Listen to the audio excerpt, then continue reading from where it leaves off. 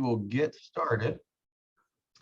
Okay, guys, talk to me about. I want to start with a kind of an idea to really give you a to try to make a connection between your kind of your dreams, right? The things that you were envisioning when you decided to get a real estate license and you thought about what real estate would be like and how much fun you'd have and the type of impact you'd have on your friends and your neighbors and your community, and make a connection between that and how we're going to get there. So Candace and I were challenged to create a plan, and I'm going to pull this up right now. I'll share my screen with you guys. We were challenged to create a plan where we made it super simple to help agents understand what it's going to take to cap. So before we go too far, does everyone know what that means? Let's start off super basic today, if necessary. Does everyone know what capping is? Does anyone want to admit that they do not know what capping is? All right. Come on now. Capping is meeting your percentage to the market center. That's right. So when you pay a total of $15,000 to the market center during your fiscal year, so 1 year from the date you started, or technically it's 1 year from the first of the month following the date you started. So if you join in, let's say mid-June, then it's July 1 through the following end of June. Okay, during that time period, you'll pay a total of $15,000 to the market center. That's a sum of all the 30% from your transactions, and $3,000 to Keller Williams International as a royalty fee or franchise fee. Okay, and that's 6% of all, a sum of 6% of all your transactions.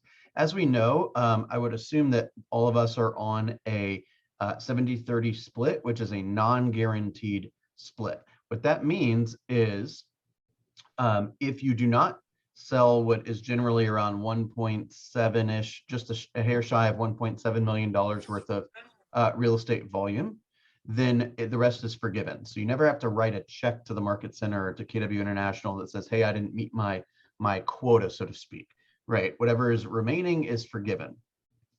I'm going to go out on a limb real fast, though, and say, was there, and please be honest with me, is there anyone on this call that has a goal that when they think about their potential and how much opportunity and how many families they can help with real estate, is there anybody that was seeking to make less than $50,000?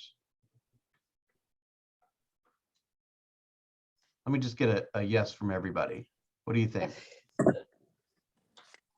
Part-time, yes, Bill. All right, well, yeah, whatever you think. You killed that 6 months ago. You crushing that.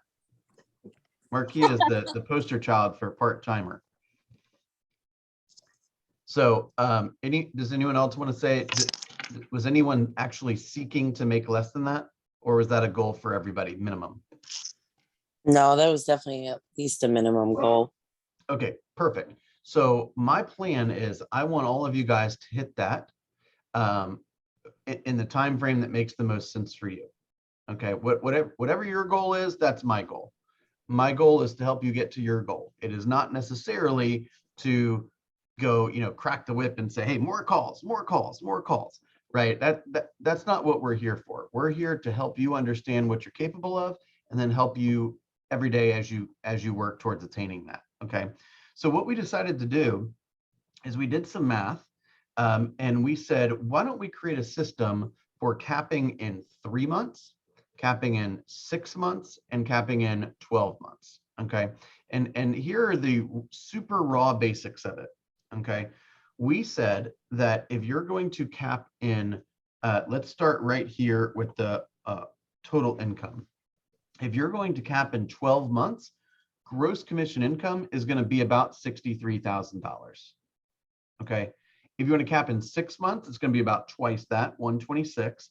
And if you want to cap in 3 months, it's going to be 252.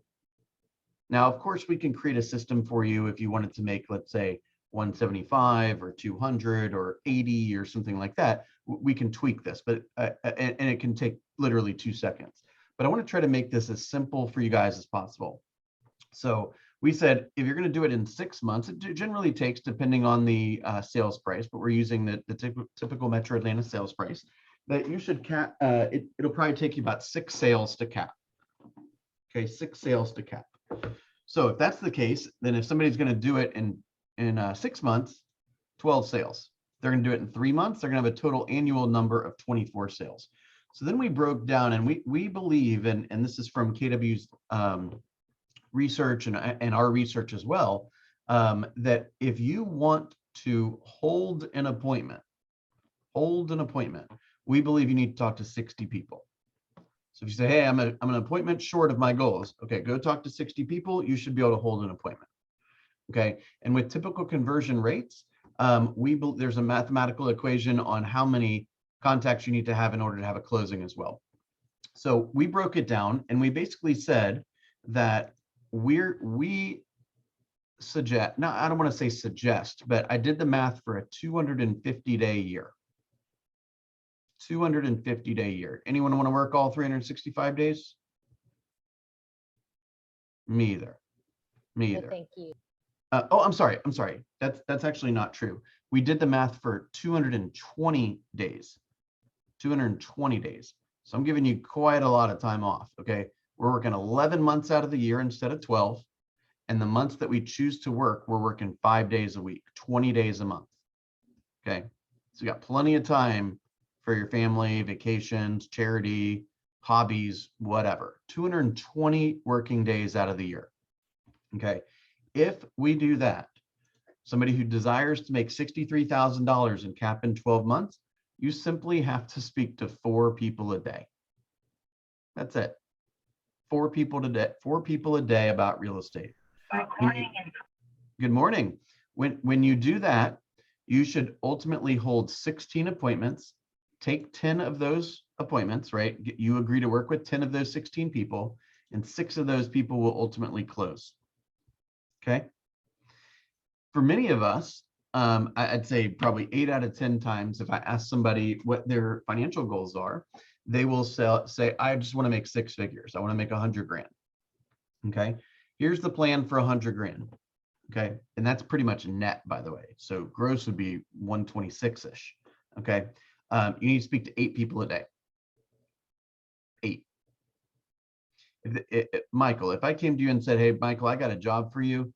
You just need to speak to 8 people a day and hold 32 appointments. So not even an appointment a week over the course of the next 52 weeks.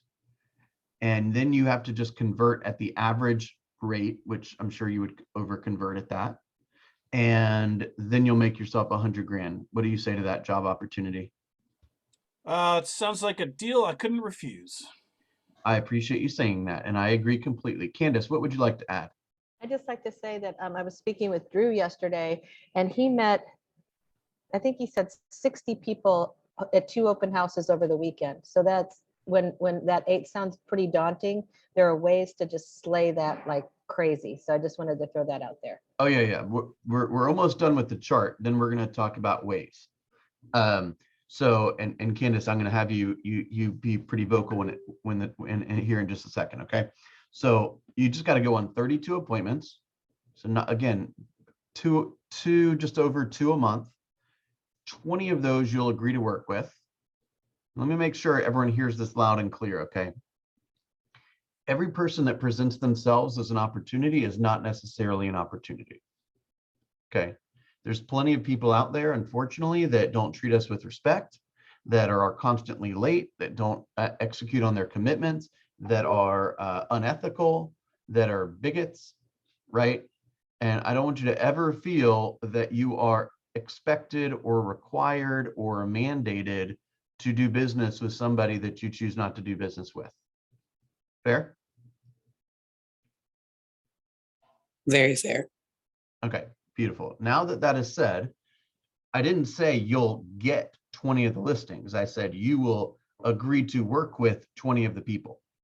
So just like they're interviewing you, you need to be interviewing them to make sure they're going to be pleasant to work with, right? Does anyone? Yeah, we're going to work with some unpleasant people, unfortunately, but the really bad ones we don't really need to work with. Fair enough? Okay, 20 of those people we will agree to work with exclusively. We'll close 12 of them, we'll make 6 figures. If you want to say, hey, I want to make more, or I want to have an impact on more families. Okay, let's say we want to build a plan for 24 sales in a year. Okay, 60 appointments is all you need. We believe that you'll go on 60 appointments if you talk to 16 individuals daily. 16 individuals daily, so 16 contacts, 60 appointments throughout the course of the year, so it's a little over 1 a week. You'll agree to work with 38 of them, 24 of them you'll close. Okay. Now, then you make $250,000. Michael, if I said, hey, instead of 8 a day, if you double it, you'll double your income. What do you think about that? Again, it sounds like a deal I couldn't refuse. That's right. So it all boils down then to the contacts. If you make the contacts, then you will inevitably get the appointments. Okay. So I want you to think about your day, and the philosophy that I want you to use about when you're thinking about your day is, what does winning my day look like? Right? How can I do whatever I need to do? We'll get there in a second. And then put a big smile on your face and say, man, I did my job today. I am on track. Right? I did exactly what my coach told me to do. I did exactly what my family's expecting me to do to stay to earn the living that I'm trying to earn, right? And now I can go completely focus on things outside of real estate if I so choose. I can go be a great spouse. I can go be a great mother or father. I can be a great friend. I can be involved in my church or my community. I can do my other job. I can do my hobby, whatever it is, right? If you don't have clarity on what you need to accomplish each day, you're never going to have that satisfaction. Does that make sense? And then you're constantly, when you're at work, you're not going to be completely focused at work. And when you're at not work, you're not going to be pleased that you're at not work, because you're going to be worrying that there's more work to do. When you hit your daily goals, then you know you can step aside. I cannot express to you how the peacefulness you will feel when you adopt this philosophy. Candace, can you speak to that real fast? Yeah, absolutely. And it's that what we talked about the other morning, the high performance habit of transitioning. And so when you come into work to be able to fully focus to get your what you need to do done, you sit in the car and for a minute you say release, release, release, and then you focus on the intention that you have for getting that activity done, and you're hitting your goals for that day. And once you're done, then you do that same activity and you transition to a different pattern. So you don't take your work with you into your daily life, and you don't take your daily life with you into your work. And by the way, for those of you who don't know, that's from the book High Performance Habits. Yeah. That guy, Brendan Burchard, genius. Yeah, yeah. Genius. You can check out his YouTube channel, and he also has a podcast. It's really, really good. Okay. Okay, so let's recap. Is there anybody does this make sense to everybody? Let's start with that. Do I need to clarify this in any way? No? Okay. So everyone understands that if they don't talk to anyone each day, they're not all that likely to have appointments starting to fall into their lap, right? Fair? Okay, great. So now the question becomes, I think there's two topics we need to discuss right now. The first is, where are all these people going to come from? The second one is, what do I say when I have an opportunity to speak to them? Right? Okay, so again, that comes back to our 2 focuses each day, right? We learn, meaning we practice, we study the scripts, we rehearse the conversations, right? We say, hey, what are some of the questions that, no matter whether they're a buyer, a seller, an investor, they're a neighbor, they're an open house visitor, they're somebody I've met at a bar, whatever it is, what are some questions that I could ask people to initiate conversations that ultimately might lead to me adding somebody to the database, right? Or me delivering some type of value and initiate like an ongoing relationship, right? These could be simple questions like, hey, do you live in the area? Or how long have you lived in the area? Or what's your favorite part about living in Roswell? You know, do you have children in the school districts, right? What's your favorite restaurant, right? You know, what are your summer plans, right? Where do you work? What kind of work do you do? If you ask somebody what kind of work they do, they're going to ask you what kind of work you do. Hopefully that's kind of common courtesy, right? So if you enter into a conversation with somebody and you're just naturally curious, you're feeding into exactly what that listener wants, which is they want an opportunity to talk. And the second they start talking is when you start absorbing all the data that they're giving you. Remember, I was just speaking about this with Liz actually yesterday or 2 days ago, and we talked about, remember, the purpose of every conversation. Guys are early. The purpose of every conversation is to get data, right? Because the more data you have, the more of a personal exchange you can have with your customers, right? So if you learn that they just got back from a vacation, or where did they go? You learn that you found out they have a dog and the dog's name is Spot. You learn that they have they're a grandparent, or you learn that they really like vacationing in Colorado, or you learn that they're all vegetarians, or you learn that they don't drink alcohol, or you learn they love the Braves, or something like that, right? So any of these kind of things that you can learn, that will help you serve them and interact with them and build rapport in a way that is unique to that person. So you should be thinking to yourself at the end of every conversation, what information, what data did I gather? And then where am I going to put it so that I can recall it the next time, right? Because again, a lot of these things, these families are really proud of, as they should be, right? Hey, my daughter just started college at Auburn or whatever. Okay, great. So the next time you speak to them, if you were to say, so you have a daughter? They're like, this guy's not even listening to me. So that was one option. But if the next option you say, hey, so how's your daughter, enjoying being at Auburn? Has she decided what classes is she taking? Now it's a whole different experience, is it not? Come on, stay with me. Very much so. Okay. So the purpose of every conversation should be to come at it with curiosity and genuine interest. Okay. And record all the data that you can record. So every time you're on the phone, you should be writing things down, right? Or like what I used to do is I had like an open, this is a long time ago, we used to use this thing called Skype. You ever heard of Skype, right? And I'd Skype with my assistant, and basically all day as I was on the phone, I was just saying, hey, Bob Jones has a daughter named Sarah. Sarah Jones has a son that just started Georgia Tech.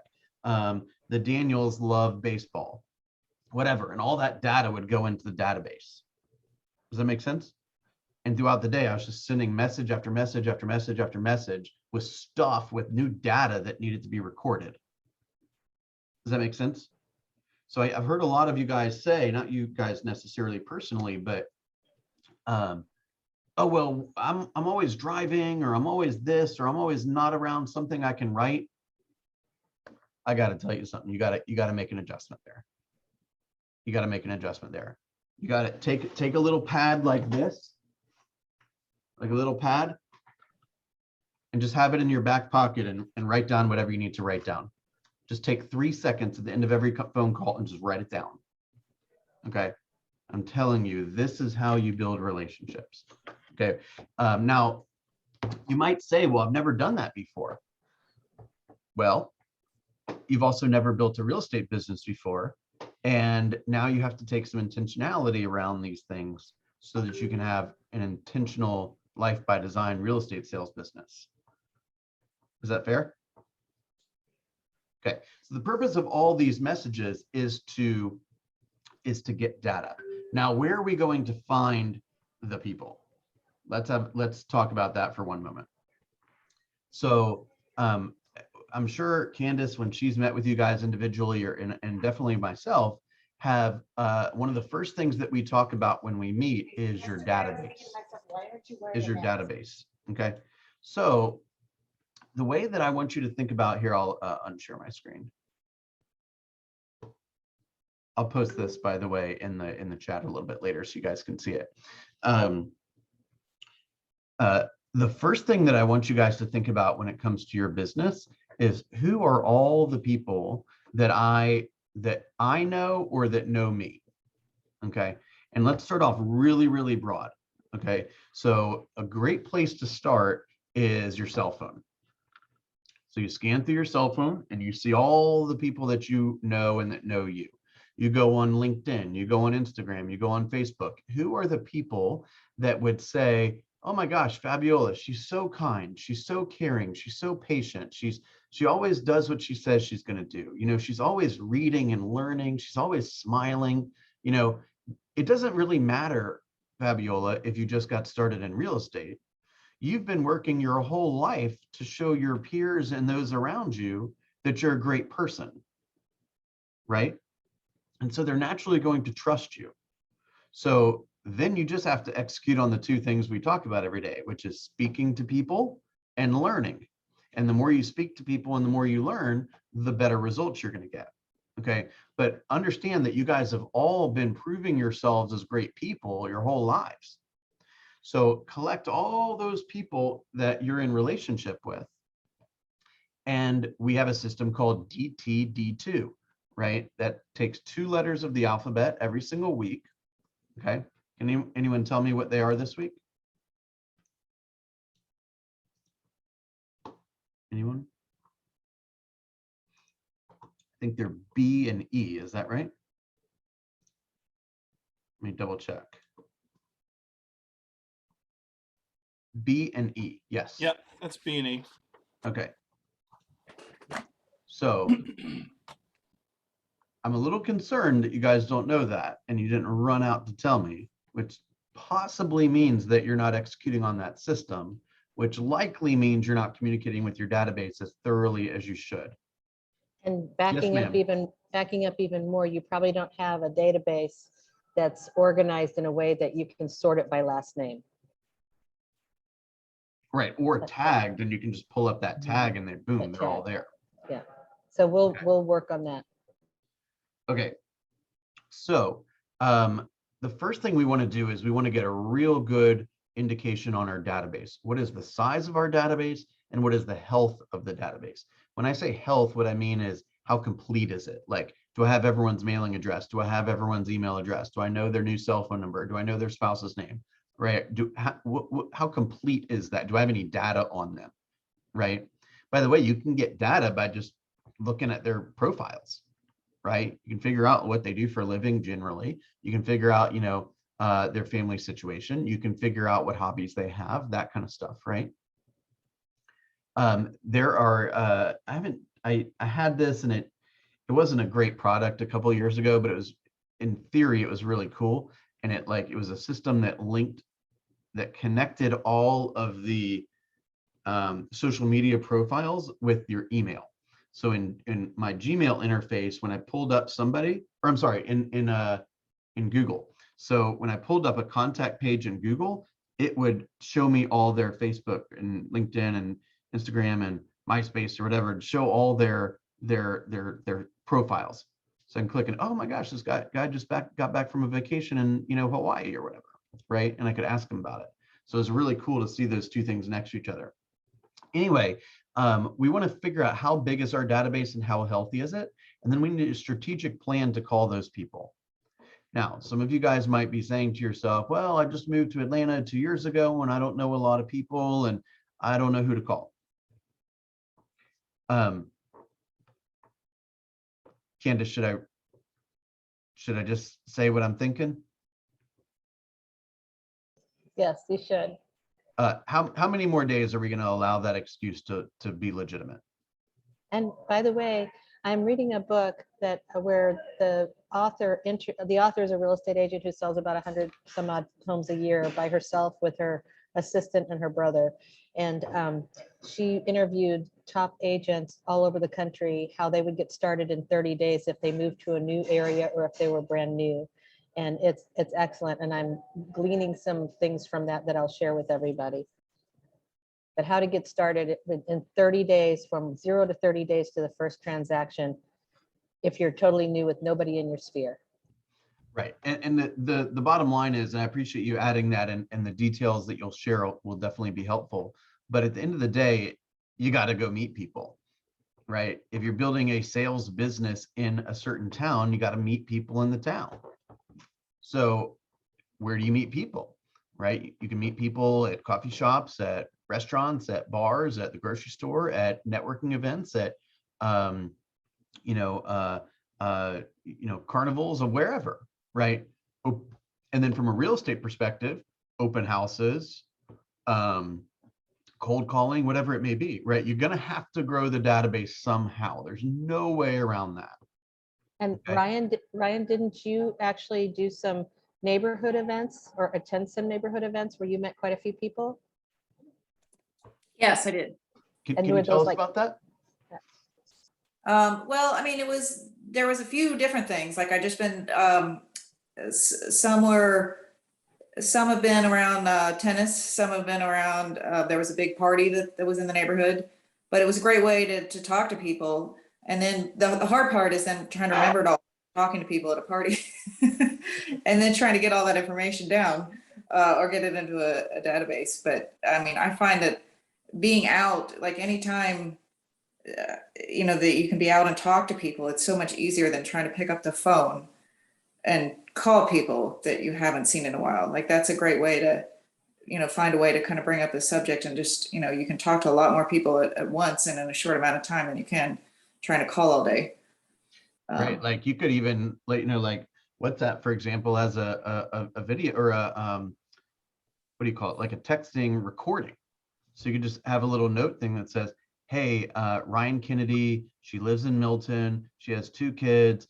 She loves to play tennis. Call her in 2 weeks. Right. And then when you wake up tomorrow, you deal with that new information. Right. You just have to be intentional around it. I assume, Ryan, you know that, hey, the success of your business is going to be directly tied to how many conversations you participate in. Right. And therefore you get intentional around having more conversations. Yeah. And I've noticed too, that like there's times when people say, oh, let's all go out this night, or, hey, there's this party you want to come to. And sometimes you kind of go, oh gosh, I'm tired, or I don't really know those people. And now I'm like, yes, I would love to come to that. That's exactly right. Because remember, people want to be around fun people that like to have fun, that are kind, right? That smile, that talk positively, right? That don't whine about life, right? Yeah. And there's a lot of positive things to talk about the real estate industry these days. Ain't that right? Ain't that right? If you own a home, you're making money day after day after day. Yeah. People love hearing that. Yeah, absolutely. And I love Barbara Corcoran's example where she moved to New York City and didn't know anybody. And she said, I just started participating in things that I like to do. And so she started building her business that way. And now she's a billionaire, right? So she was going, I mean, you can do things like book clubs, you can take dance classes, you can take, pottery classes. There's all kinds of fun things you can do where you meet people. And I actually tell this story where I wanted to take a belly dancing class because it's a really fun way to spend an hour and get really great exercise. And I actually have had a transaction from one of the students in there. So just doing the things you love to do is a wonderful way to get out and meet people. It doesn't have to be forced. That is the best message of the day so far, which is identify things that you enjoy doing and then meet people that enjoy doing it also, right? And then it doesn't even feel like work. By the way, you'll probably notice you'll start beating some of these statistics. Does that make sense? Okay, so the next thing we want to do is commit to a communication strategy with these people. Remember, one stat I want to share. Remember that if NAR says that every person moves roughly every 9 years, 7 to 9 years or so, 8 to 9 years, that means that roughly 10%, 10 to 11% of the population will be moving this year.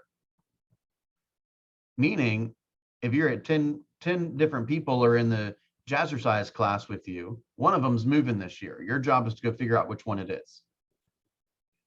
Right? Gene Rivers, who's a kind of a Keller Williams celebrity instructor, he's taught many classes for Andy and the team. He says, when I moved to Tallahassee, I didn't know anybody. So he said, I found the busiest breakfast restaurant, and I went to the busiest breakfast restaurant and I became a regular. And then I got the paper there and I looked for events that were going on in the community. He said, I went to the Republican party gathering, and then I went right to the Democratic Party gathering. He said, I went to the Ducks Unlimited about how to kill ducks, and then I went to the Sierra Club meeting to learn how to save ducks. He said, I didn't care about any of that stuff. I just wanted to meet people. Does that make sense? Yeah, Bill, I'll just say, like, I haven't even lived here a year yet, but I knew I wanted to do real estate. And that was honestly part of the reason why I got a job in a grocery store. Yeah. I knew it would be secure. And also, I could meet hundreds of people a day if I wanted to. That's exactly right. That's exactly right. Okay, thank you for sharing that. So let's kind of summarize for a second. We built our database. We know how large it is. We know how healthy it is. Then we should have a daily plan that it falls into the winning thing on how many of these people do I need to speak to a day. Okay. Like I had this epiphany. It was the week after I got my first listing. It was the week after I hosted my first open house for this listing. I think 3 or 4 people came to the open house. So therefore I had, what would that be? I had my wife, I had the 4 people, I had my parents, and I had the person whose listing it was. So 4 out of 6 of the people in my database were people that came to that open house. And I was taught, hey, call the people in your open house that came, call the people in your database. So I called all 4 of those people. Hey, you ready to do anything? Got any questions? How can I help you? And they're like, oh, we're going to wait a little while and blah, blah, blah. I said, okay, I'll call you next time. And I got to work the next day and I said, I guess I got to call my database. And I called the same person again. I said, well, it's been a day. You ready to do something? Right? And they're like, what's wrong with you? Do you see what I'm saying? So very quickly, you're going to realize you need more people. Okay. So you should maybe have a couple of ideas around, I talk to X number of people in my database a day, and I go and find a few more every day to enter into my database. That's what winning is. When you do enough of that and you learn more about what it is that makes each of them tick, right? What is unique about them and how do they want to be serviced and what are their goals and what's meaningful to them, right? And then you deliver it to them, you'll have more transactions than you know what to do with. You really, really will. Okay. Now, the next thing that you need to talk about is what do you say to all these people? Is that fair? Oh, Bill, you gave me an idea. And actually, Rachel, your wife, gave me the idea that we need to do a class on icebreakers. How do you approach people? Yeah. Yeah. And I'll give a quick example of it. Ron and I we went to Cheesecake Factory, and we like to sit at the bar and get an appetizer and a glass of wine. And I heard this woman talk. And we were talking ourselves, but I kept hearing her talk. And so finally there was a lull in the conversation. And I turned to her and I said, you either have to be a flight attendant or a realtor. And she looked at me, she goes, I was a flight attendant. How did you know? And I was like, because we have that personality, right? Where we're just out there talking to people and smiling and we're fun. And so anyway, we exchanged contact information. I have no idea. I have no expectation about how they'll turn out, but I added her to my database. There you go. And you know what? That woman is like everywhere she goes, that's how she behaves. And so she can become a raving fan of your real estate business. She becomes a marketing wing for you. It's like she's on your team because every day she wants to find people to help you because you're a nice person and that's her natural personality. Right? So can we build, like, who are our VIPs? Like, who are the people that are going to shout from the rooftops how great of a realtor we are, how kind and patient and helpful, et cetera, we are? I have a question. Yes, ma'am. So for Candace, like I get that's the icebreaker, but I feel like even in sometimes those type of settings, if the conversation doesn't get to work, like, oh, well, what is it that you do? How do you automatically bring it up? I feel like I always pause. And if they don't take it there, I don't take it there. So Well, yeah, Ebony, well, the problem is you're relying on them. You need to do it yourself. and I don't always take it there the first interaction. I let it go organically. If it goes naturally to it, then I'll go there, but I don't go out with the idea of every single person I meet, I have to prospect. I just think that's a way to go through life, wanting something from people instead of wanting to contribute. I just want to meet people, hear their story, and if I can help them, I can help them. So a lot of times what'll happen when she was like, oh, so you were a flight attendant. I was like, yeah, but now I'm a realtor. So it went naturally to it. But I don't always bring up real estate in the first conversation. I'll nurture that relationship a little bit, and then it comes naturally. So don't worry about forcing it the first time. Okay. But just if I can add to that is, don't let them dictate the result of the conversation if you want it to do something different. So for example, you could say, hey, do you work in the area, or what do you do for a living, or something like that? And then you've just quadrupled the likelihood that they're going to ask you that question yourself, right? So if you rely on them to dictate the conversation, then the results are out of your control. If you take it where you want to take it, the results are completely in your control. And if you're looking for a way to interact with somebody, look for a way to compliment them. Hey, I love those shoes. Hey, I love And that I'm good at shirt. that. Like I give compliments all day, every day, but that's just me. I'm genuine with it, but I don't know why. It's just like it's that pregnant pause when it comes to business sometime. And it's just like I'm so ready to jump over, that threshold when it comes to a social interaction. So I think you just need to ask the question of them that you wish they would ask of you. So for Okay. example, if you wish that they would say, are you looking for somebody to add to your database today? Are you like a real estate agent or something? I'm just kind of kidding. But like, if they were to say, hey, what do you do for a living? Is that the kind of question that you'd love somebody to ask you? Absolutely. Okay, so ask them the same question. So, and I want to bring this up.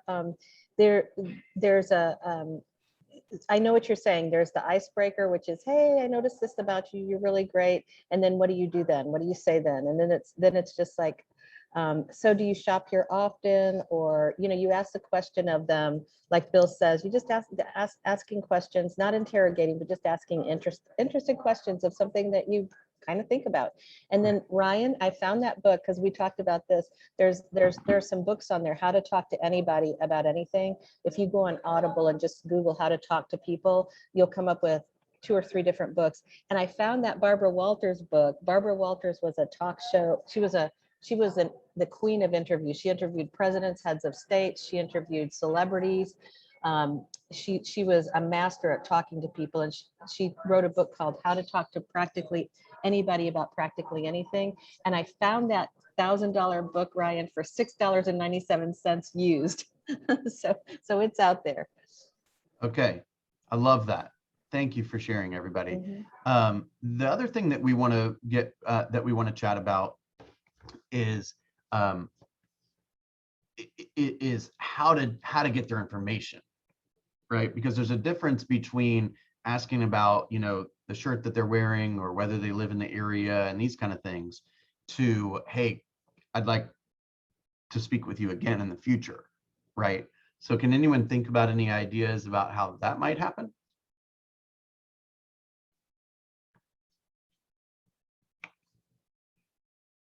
Okay, let me throw one out there.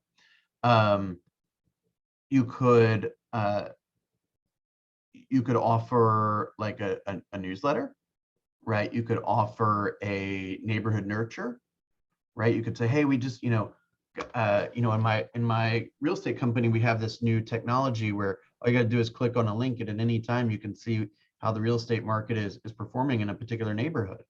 You know, would that be something of interest to you?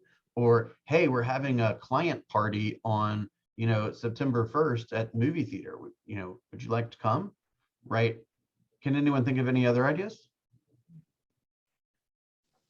I mean, at this point, we could all always bring up Fall Fest, even though it's kind of a ways away, put it out there. Absolutely. You definitely could do that. You definitely could do that. You could say, hey, every month I run a contest for many, you know, hundreds of families that are in the area where we have a couple giveaways, and we're always sharing information about, you know, vendor discounts or, you know, real estate activity or something like that. You know, I promise not to bombard you. Is that something that you'd be interested in learning more about or receiving? Right. Or, hey, I got this beautiful new listing. Do you happen to know anybody that's moving to the area? Share the fact that you're successful right off the bat. Any Or I others? have more buyers than I know what to do with, and we don't have enough homes. Do you know anybody who wants to sell? Right. We go back to those 3 questions, right? You know, gosh, the inventory levels are at historic lows, and there's so many buyers out there that just their biggest struggle is they can't find the house. So I wouldn't be doing my job if I didn't ask you, have you thought about selling lately, or have you thought about moving lately? Right? Or do you happen to know anybody that's thought about moving lately? Or, you know, I got to ask you, when it comes to real estate, Michael, who is it that you trust? Do you have a trusted advisor? I trust Bill Linkwald. Oh my gosh, I know that guy. He's really good. You're in good hands with that guy. You see what I'm saying? You could also ask them about how you can support them. So for example, if they say, oh, I'm an insurance agent. Say, oh, what kind of insurance? Property and casualty. Oh, great. So, you know, I'm on the phone with people all day, you know, in the community talking about real estate goals and their plans to move and their plans to sell and all these things. Like, tell me a little bit about who your ideal client is. I've probably talked to them already today, right? Is there anything I can do to help you in your business right now? Does that make sense? Because if you're asking them how you can help them, that's like saying, hi, my name is Bill. What do most people respond with saying? Hi, my name is blah, blah, blah, right? So if I say, hey, I'd like to help you in your business, is there anything that who are you looking for right now? Do you have an ideal client? Do you have a new initiative? Do you have some information you want me to share with my people? And they say, oh my gosh, is there anything I can do to help you grow your business? Hey, as a matter of fact, that would be great. I'm looking for a family for this particular neighborhood, or I'm looking for a home seller in this particular school district. Do you happen to know anyone? Oh, well, my friend Stacy, she's about to move. I don't know if it's that school district. Great. Would you connect me with Stacy right now? I want to make sure that whenever Stacy has a question, she knows exactly who to call. Okay, so today we've spent most of our time talking about how to initiate conversations, and I think there's room to go into more detail and to get more practice with this. But the reason, remember, the reason why we got on this is because there is a direct connection between the number of those conversations you have and the number of times you get to sit at a closing table and help a family acquire a piece of real estate or sell a home they don't want to own anymore. Make sense? So my question to you guys is, to what level of intentionality are you going to take this? Right? To what level of intentionality are you going to have when you get out of bed and you say, hey, I don't know if I actually have an active seller that I'm engaged with or an active buyer that I'm engaged with. So basically I'm unemployed. So I better go find somebody to help. And en route to finding somebody to help, I'm going to learn. I'm going to study the conversations. I'm going to practice the questions. I'm going to memorize whatever I need to memorize to have the confidence I need to go out there. Does that make sense? Any final thoughts? I would just say to everybody, script practice is really important. I've really started getting serious about it just recently when I started this bold thing, and it has made such a difference in me and my confidence. And talking to people, I would highly recommend to everybody find somebody to get together with 15 minutes a day, anything, and just go through. There's tons of script books everywhere. We have them here at the office. You can get them online. They're great. Find ones that you like and use them and learn them. And because once you feel comfortable about talking about this stuff, you won't care. You won't have fear about making calls to anybody.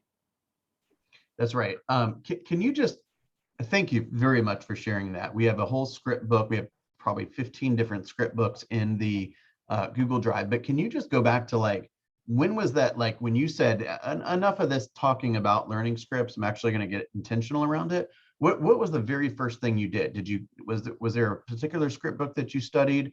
Like, how did you go about finding which script to say?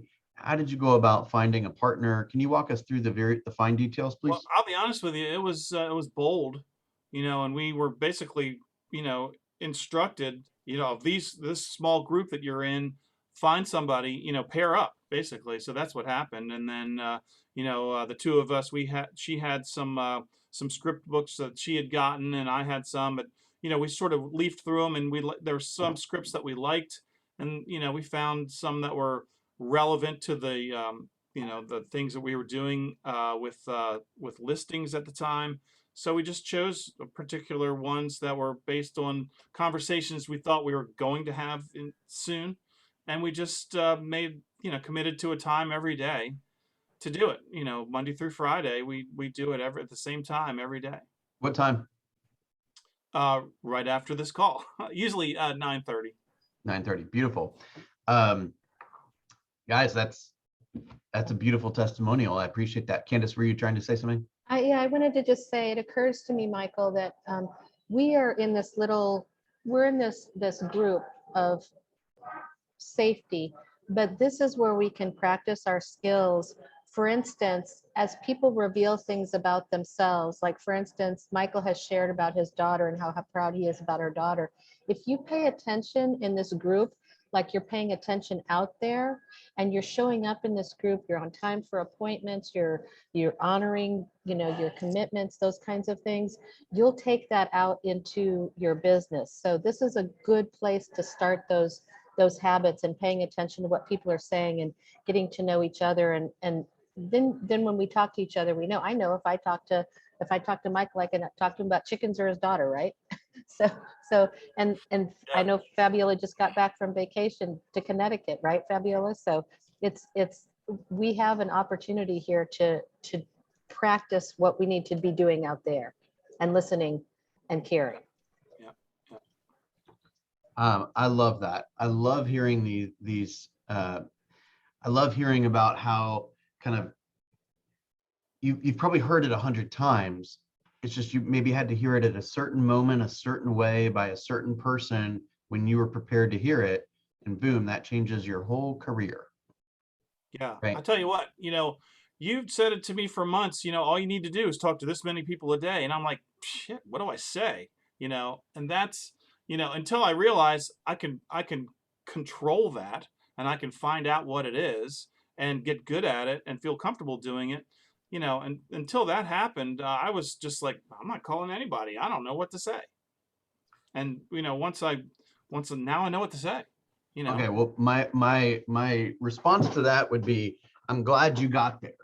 But for those that are not there yet, when you have a question like that, and you're being said, hey, do this, or hey, if you do this, you'll have great results, and you're like, practice your buyer presentation, and you're like, well, what's that mean? Okay, please don't keep it a secret that you don't know what we're talking about. Ask us. Okay, we have plenty of resources. Candace and I and others are more than happy to help. Okay, don't let any time go by where you believe there's some kind of hurdle that needs to be overcome, and when you overcome it, you'll have great success, yet you haven't figured out how to overcome it yet. Immediately, let's address it. Okay, let's not let it fester for months and say, oh my gosh, I think if I call people, I'll make money, but I don't know what to say, so I'll just not do anything. Yeah. No got more, none of that. I had so many questions. I knew so little about this this listing whole thing, and I got one, and I was scared to death. But throughout the whole way, I learned little things every day, that I thought before, I've got to know all this stuff before I even try to do this, but you don't. I was able to learn it along the way, and I feel really comfortable, really, I feel it's going to be a huge success, this deal. And I didn't know half of the stuff I know today, 2 weeks ago that I know today, and I just learned it along the way. And Right. had And I waited, I'd have never gotten it, never started. So don't wait, just do it. I thank you for everything you've just said. That's amazing. Every word of what you said was amazing. The coolest part, Michael, is that you can now tell the whole community, hey, I sold a home in 2 days and we had 15 offers and it sold for 30 grand more than list price. Wait till it sells, right? You could say it's under contract. Who do you know that is looking to move? Or gosh, people are selling their homes for more than we ever thought they could. Right? Is now the right time for you? Do you want a quick little a review of the market? See if we've hit your number yet, right? So that you should use that as that could be the biggest catalyst for your business, right? Yeah. Knocking on Yeah, doors. I used it last sending out a night, mailer. actually. It What? was great. A friend of mine lives in Horseshoe Bend, and he's like, "Gosh, if I could get 600,000 for my house, I'd move tomorrow." I was like, "Dude, I could get you that deal tomorrow." So I'm Yeah. literally going to be doing a CMA later this morning and sending it over to him because I'm sure he can get it. Right. And then say, hey, when are we signing the paperwork? Let's do this. Right. Right. Right. All right, you guys. As always, I appreciate our partnership. I'm looking forward to seeing all of you succeed. And remember, there's a simple formula for capping in a specific amount of time. And if you want to go through a little bit more details, we're happy to do that. Okay. So thanks for coming today. Have a wonderful day. Thanks, Bill. Bye, Thanks, everybody. Thanks, Bill. Oh, don't forget Thank about you. Michelle Slater is hosting the Golden Letter Workshop from 2 o'clock to 3 o'clock in the Market Center today. Okay. Awesome. Cool. Thanks. See you soon. Great.